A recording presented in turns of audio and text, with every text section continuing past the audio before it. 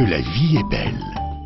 Une histoire des éditions Nathan, écrite par René Guichou et illustrée par Mylène Rigaudy. Niveau facile.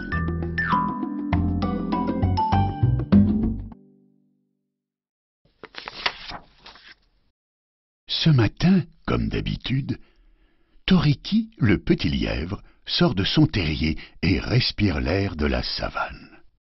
Puis, il croque quelques fruits délicieux dans un buisson et dit « Ah, que la vie est belle !» Toriki gambade de ci, de là, dans les hautes herbes. Il chantonne « Et hop, encore un saut !» Au détour d'un chemin, il aperçoit Kuma, la grande girafe. Celle-ci tend son long cou vers le sommet d'un baobab.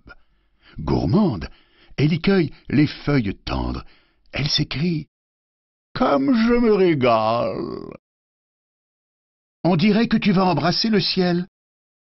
Toriki le petit lièvre pense qu'elle a de la chance. Elle est si grande. Kuma soupire. « Tu voudrais être grand ? Eh bien, moi, je rêve d'être petite. Je pourrais alors me cacher dans les buissons et avoir un terrier pour moi toute seule. Ah, si seulement on pouvait échanger nos tailles. » Toriki propose alors « Allons voir Marabout, le sorcier de la savane. Il saura quoi faire. » Et c'est ainsi que petit Toriki et grande Kuma s'en vont voir Marabout, l'oiseau sorcier de la savane.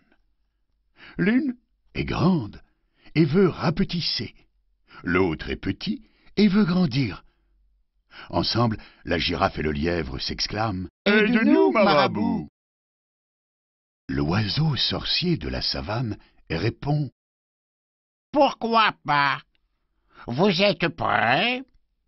À la 1, à la 2, à la 3. » Et hop, voici Kuma et Toriki transformés selon leurs désirs. Kuma est heureuse. Elle gambade dans les petits buissons. Et hop, encore un saut. Et hop, encore un fruit à croquer. Maintenant, elle se cache de Toriki. « Coucou, Toriki, vois-tu comme je suis bien caché ?» Toriki, lui, est le plus heureux de tous les lièvres. Il est si grand qu'il peut croquer les feuilles tendres de l'arbre de Kuma. Et maintenant, il déclare « Je peux embrasser le ciel !» Comme le monde autour de lui semble petit, il se trouve si fort désormais.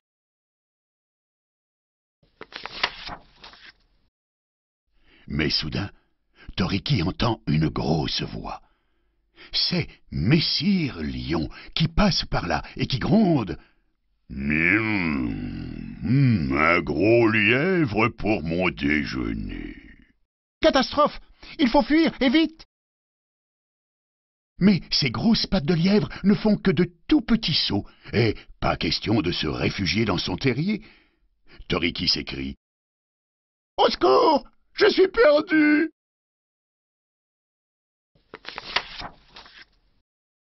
Non, car Kuma surgit devant Messire Lion. Elle demande « As-tu déjà croqué une petite girafe dodue ?»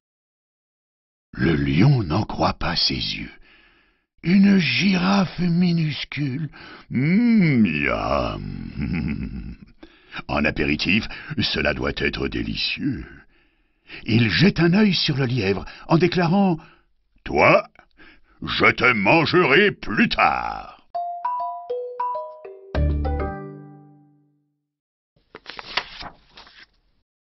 Et il se précipite vers la girafe. « Petite, je vais te dévorer. » Vite, celle-ci se glisse dans les buissons de la savane. Messire Lion la poursuit, mais il s'empêtre dans les ronces. Kuma l'appelle caché derrière un arbre. « Je suis là! Me trouveras-tu, messire lion ?» Le roi des animaux rugit de colère. Pendant ce temps, Toriki s'est enfui. Il est reparti chez Marabout le supplier de lui rendre sa petite taille. « Ça n'est pas si facile de changer de peau. » De son côté, Kuma court jusqu'au terrier de Toriki pour se mettre à l'abri. Elle s'y glisse. Mais bientôt, la voici plongée dans l'obscurité la plus totale. Elle panique. « J'ai peur! Il fait bien trop noir ici! » Vivre sous terre, ce n'est vraiment pas pour moi! Affolée, Kuma ressort plus vite qu'elle n'est rentrée. « Je dois retrouver ma véritable taille !» Finalement, Kuma la girafe préfère cueillir les feuilles tendres des grands arbres. Au bout du chemin, Marabout apparaît en compagnie de Toriki. Il rend sa vraie taille à Kuma. La grande girafe le remercie, puis elle ajoute « Tu viens, Toriki, on va embrasser le ciel. » Elle penche son long cou vers le sol. Toriki, le petit lièvre, grimpe sur son dos.